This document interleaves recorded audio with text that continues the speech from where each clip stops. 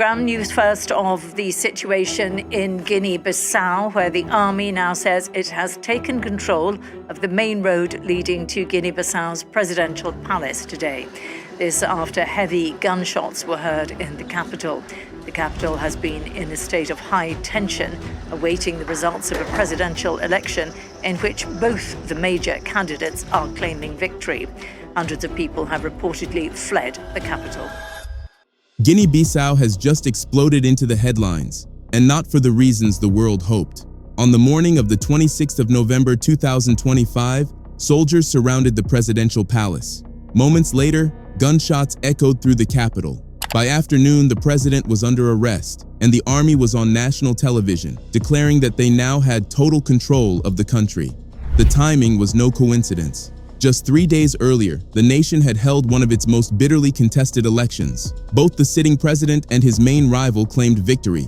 Tension filled the streets, rumors spread like wildfire, and then everything snapped. Within hours, borders were sealed. The skies were closed. The ports went silent. A strict curfew turned the country into a ghostly shadow of itself. Citizens woke up trapped inside their own nation, confused, afraid, and uncertain of what would come next.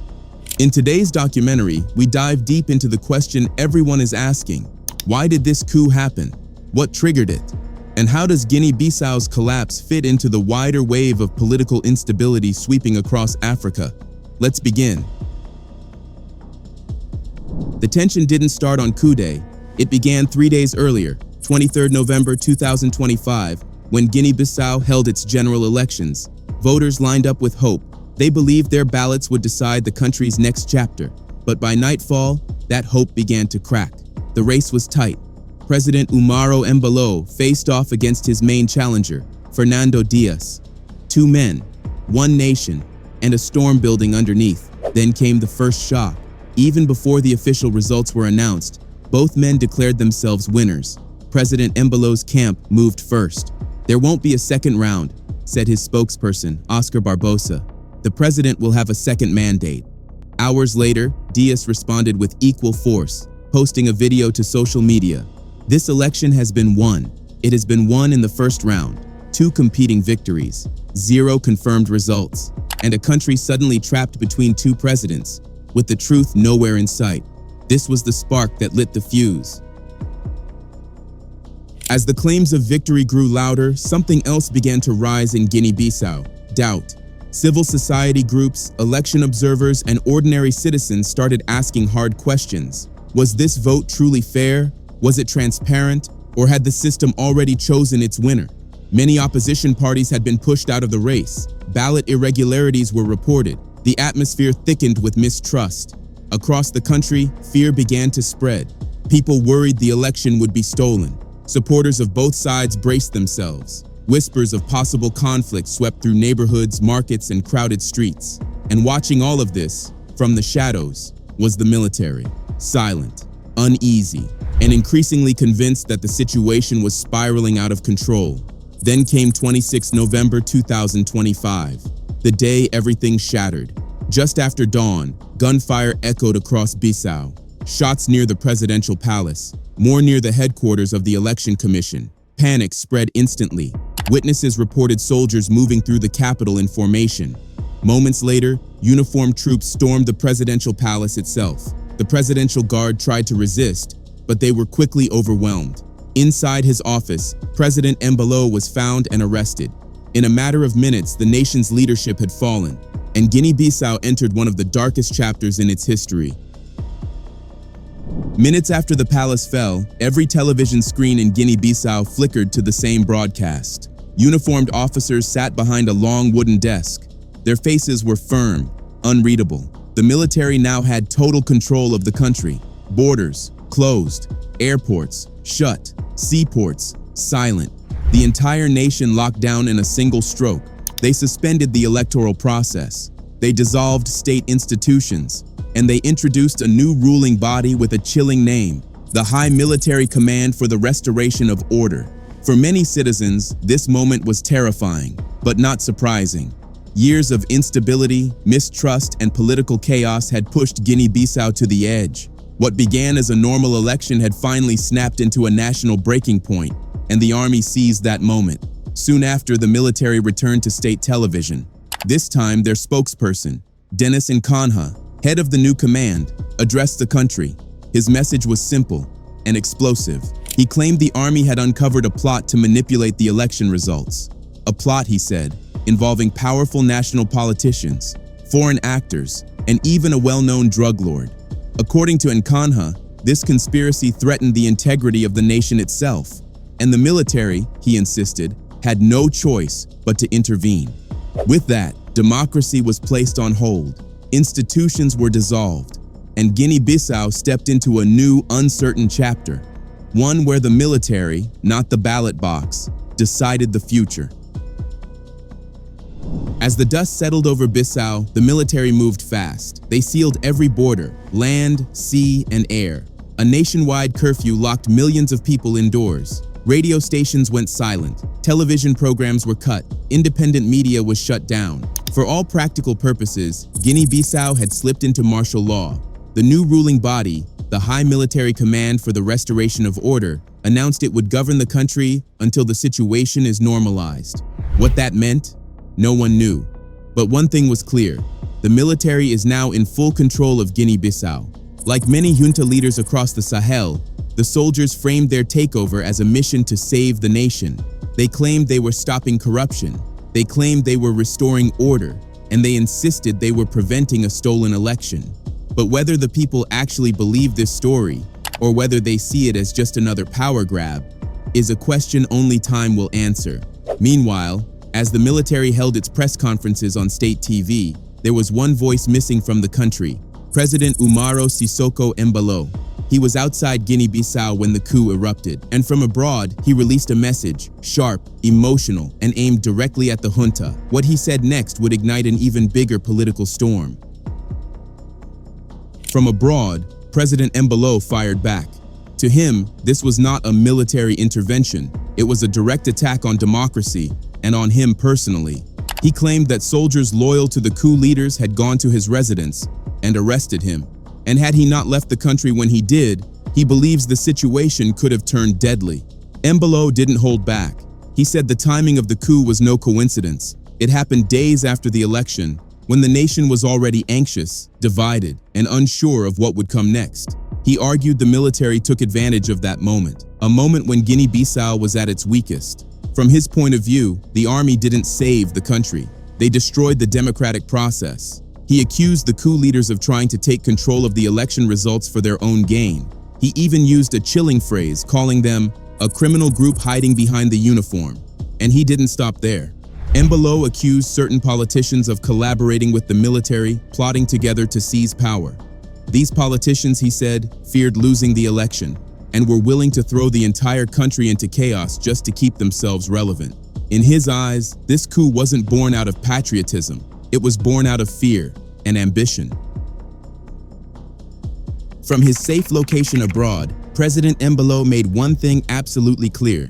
He still considered himself the rightful leader of Guinea-Bissau. He urged the international community to reject the junta's authority. He called on ECOWAS. He called on the African Union. And his message to them was direct and sharp. This is not patriotism. This is a coup against the will of the people. But while Embaló spoke from a distance, the reality on the ground was very different. Back home, the military had already taken full control. Checkpoints appeared across Bissau. Soldiers patrolled the streets. Roads were blocked, borders sealed, and government buildings occupied. And the people of Guinea-Bissau were trapped between two competing stories, one told by the president abroad and the other by the soldiers now ruling their country. For ordinary citizens, the takeover was not a political argument. It was a sudden shock. Some woke to the sound of gunfire. Others heard the news from frightened neighbors. Many turned on their radios, only to hear a final broadcast before the stations went silent. A nation of 2 million people found itself in the middle of a struggle for power, with no clear idea of what would come next. Shops closed early, roads emptied, and parents rushed to bring their children home. No one knew what would happen next. In a country that has suffered many coups in the past, people understood the danger immediately. Some people were scared the violence might spread. They remembered past years when political fights turned into clashes. They feared the same thing could happen again. Others worried about food shortages because markets were shut and transport was blocked. But it wasn't all fear. There are many people who actually support the military's actions. For these people, the political system had failed them for years. They felt corruption was everywhere and the politicians only cared about themselves. So, for them, the coup was not a shock. Rather, it was something that was bound to happen. Still, some citizens were simply confused as they didn't know who to trust. Should they trust the president who said he was arrested, or the military that claimed it stepped in to save the nation? This is the current dilemma of the citizens of Guinea-Bissau. But why did this coup even happen at all? To understand why this coup happened, you must understand Guinea-Bissau's past. Sadly, the country has never enjoyed long periods of political stability. Since independence from Portugal in 1974, almost every leader has faced a coup attempt, a rebellion, or a violent political crisis. The country's first president, Luis Cabral, was removed in a coup. Years later, President João Bernardo Vieira also came to power through a coup, and even he was later overthrown. In 2012, another major coup stopped the country's presidential election halfway. So when people say Guinea-Bissau experiences a coup every few years, they are not exaggerating. It has become a pattern. There are several reasons for this instability. The first reason is weak political institutions.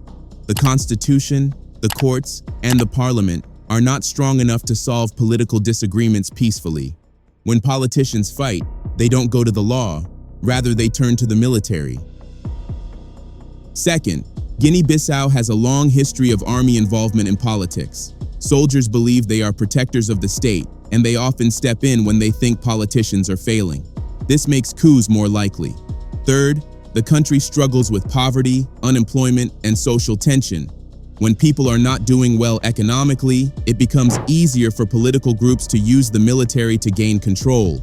And finally, Guinea-Bissau has been affected by international drug trafficking, especially since the early 2000s. The country's weak borders and low income levels made it a target for foreign drug cartels. This created corruption inside the military and among politicians. It also made the political environment even more unstable. So, it can rightly be said that the November 2025 coup did not come from nowhere. It happened in a country where mistrust, corruption, and military influence have been present for many years. This history explains why Guinea-Bissau keeps returning to the same cycle from elections to tension and power struggle, then a coup.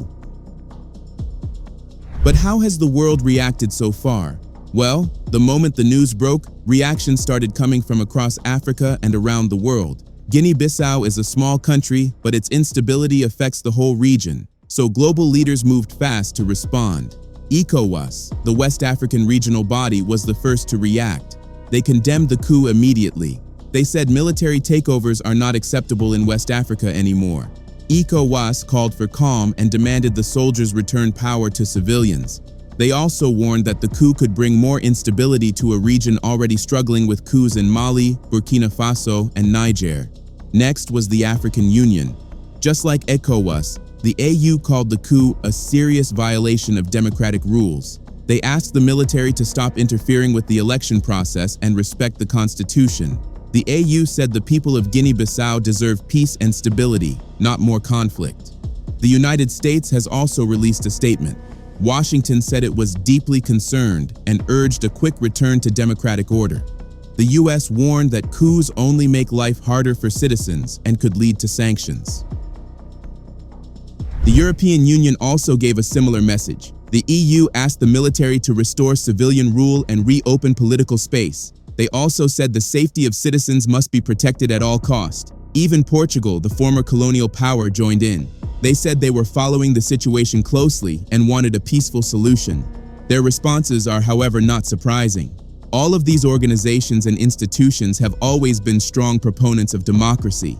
But while these statements were strong, the military inside Guinea-Bissau did not seem shaken. Soldiers are still in control of the country.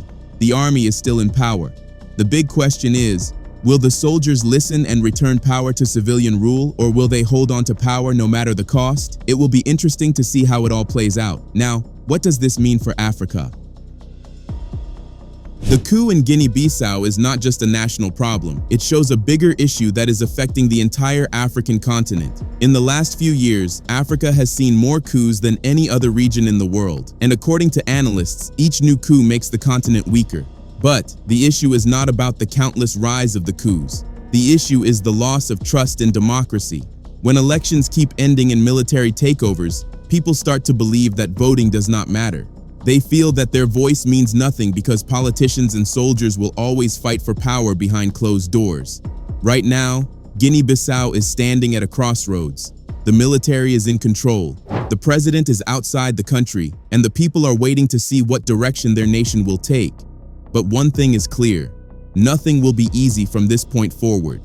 If the military tries to stay in power for too long, the country could face sanctions from ECOWAS and the international community.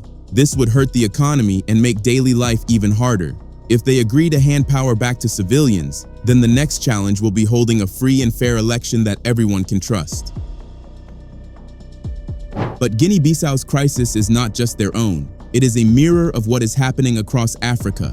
Countries like Mali, Burkina Faso, Niger, Gabon, and now Guinea-Bissau are all facing the same problem: weak democratic systems, strong military influence, and leaders who fail to build trust.